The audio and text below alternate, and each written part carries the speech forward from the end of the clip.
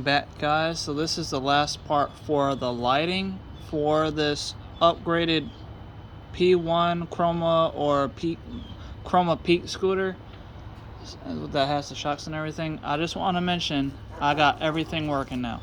So I found out that the wiring connector over here, the actual switch to turn on the headlight up here is the green and yellow wire.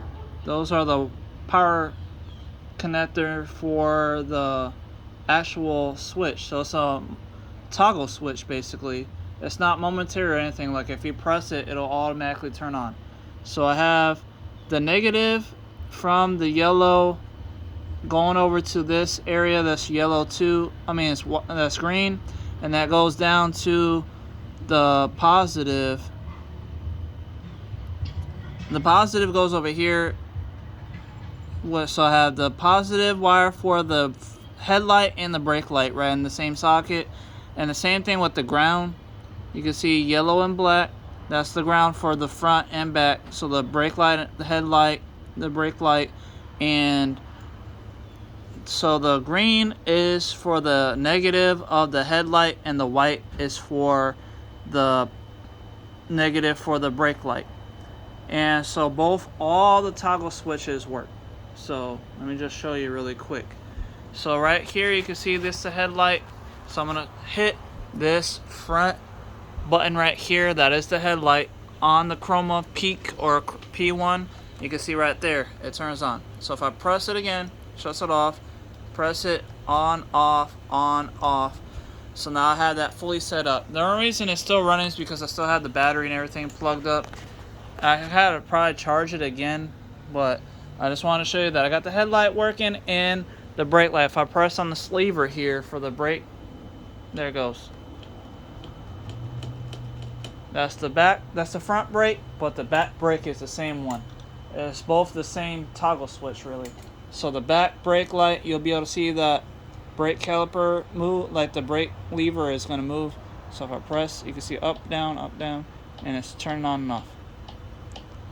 So I got all the lights to work using this one power driver.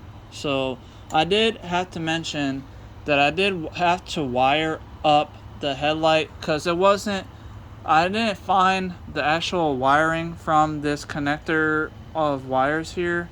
I don't know which one it is. I know it's in there somewhere, but when I actually took off the actual connecting housing and snipped off the wire from up there, it turns out it's actually just a red and black regular positive and negative wire.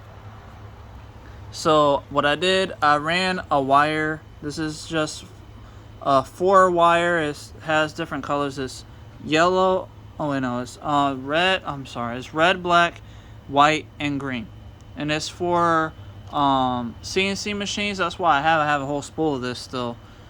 Either way, I used my soldering iron. As you can see, I got some solder wire there. I did use some butt connectors. I got the blue one, pink ones right here. So I had to use one of those for the positive wire. And then for the negative, I was having a hard time clamping down on it. So what I did, I soldered the negative together, and then wired everything up through that. And I added some heat shrink tubing over the butt connector and the wiring and everything. So now I don't have to worry about that. And all I got to do now is put the wire and everything in here. And I'm going to be adding some zip ties because there is some holes here that actually allow you to mount some zip ties to hold the wire up against the frame, which is good. So I'm going to be adding that. And then after all that, I gotta just now use my ruler, as you can see right here.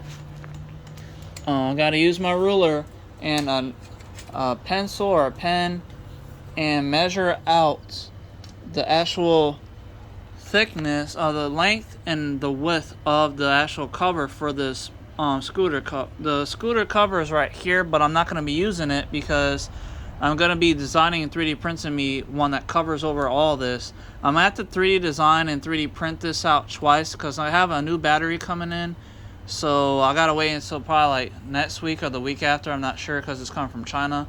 But all I know is that with all that going on, I want to make sure that water and nothing can get inside of here. So with that, I'm going to be designing my own and 3D printing out my own cover for this. And I don't have to worry about my feet being on here because I got these pegs. I got the side pegs just like the guy on YouTube had, basically.